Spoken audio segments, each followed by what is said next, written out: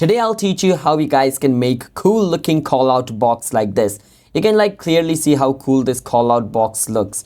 It's really good looking than normal. You can also do this just ideas and write bullet over here and do this, but it doesn't look as good as this callout box. So for this, first you need to go to the place where you want to add this little cool looking callout box. Then you need to enter this code /callout.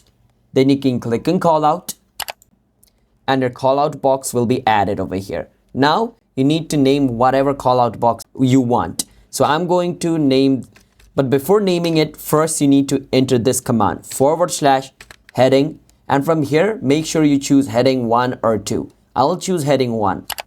And now you can enter whatever you want. So I'm going to name this callout box EQUIPMENTS equipments. I'll just make sure this is in capital because it looks cool.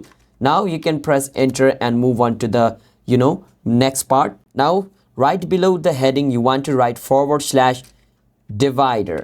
Once you write divider, press on this divider and a line will be created. Once a line is created, now you need to write this command /bullet.